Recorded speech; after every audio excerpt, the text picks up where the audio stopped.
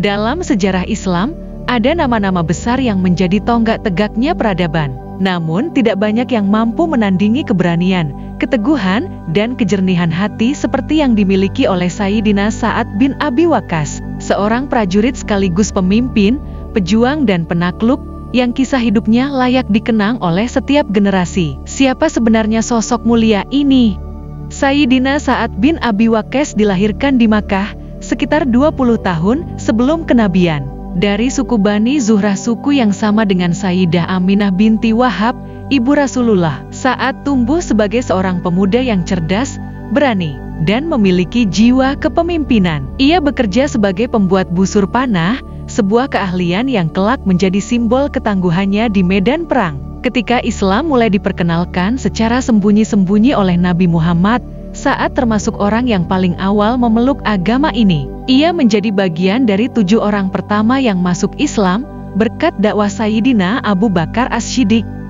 Masuknya Sayyidina Sa'ad ke dalam Islam bukan tanpa risiko. Ia menghadapi tekanan dari keluarganya sendiri, termasuk dari ibunya yang sangat mencintainya. Ibunya bahkan mengancam untuk tidak makan dan minum hingga Sayyidina Sa'ad meninggalkan Islam. Namun, dengan hati yang tegar, Sayyidina Sa'ad berkata, "Wahai ibu, demi Allah, jika engkau memiliki 100 nyawa dan keluar satu persatu, aku tidak akan meninggalkan agama ini." Keteguhan iman Sayyidina Sa'ad menjadi bukti bahwa Islam bukan hanya keyakinan lisan, tapi perjuangan totalitas jiwa. Peristiwa ini bahkan diabadikan dalam Al-Quran dalam surah Luqman ayat 14:15 sebagai pelajaran bagi umat Islam dalam menyikapi tekanan dari orang tua terkait akidah. Keberanian Sayyidina Sa'ad bin Abi Waqqas mulai terlihat nyata dalam berbagai peperangan. Ia adalah orang pertama yang melepaskan anak panah di jalan Allah. Dalam perang Badar, Uhud, dan Khandak, ia menunjukkan keberanian luar biasa. Dalam perang Uhud, Rasulullah sampai bersabda, "Lemparkan panahmu, wahai Sa'ad, semoga ayah dan ibuku menjadi tebusan bagimu." Kalimat ini merupakan bentuk penghormatan tertinggi yang pernah diberikan Nabi kepada sahabatnya. Tidak ada sahabat lain yang mendapatkan ucapan semulia ini. Sayyidina Sa'ad pun menjadi simbol keteguhan dan kecintaan kepada Rasulullah yang tidak tergoyahkan oleh apapun.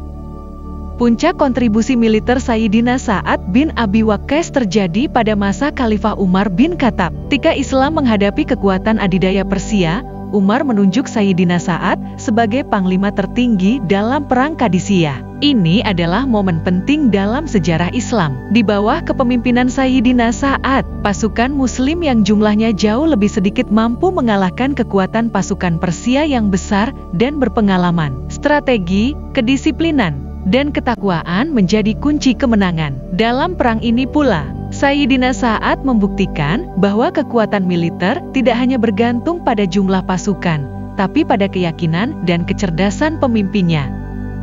Setelah kemenangan di Qadisiyah, Sayyidina Sa'ad memimpin pasukan Islam menuju ibu kota Persia, Madain. Ia berhasil menaklukkan kota tersebut tanpa menghancurkan warisan budayanya. Sayyidina Sa'ad memindahkan ibu kota pemerintahan Islam di wilayah tersebut ke kota Kufah, yang kemudian berkembang menjadi pusat ilmu dan kebudayaan Islam. Dalam masa kepemimpinannya, Sayyidina Sa'ad dikenal sebagai pemimpin yang adil, jujur, dan sangat mencintai rakyatnya. Ia memperhatikan kesejahteraan kaum muslimin tanpa membeda-bedakan antara pendatang dan penduduk lokal. Tindakan ini menunjukkan bahwa Islam bukan agama penjajah, melainkan rahmat bagi seluruh alam.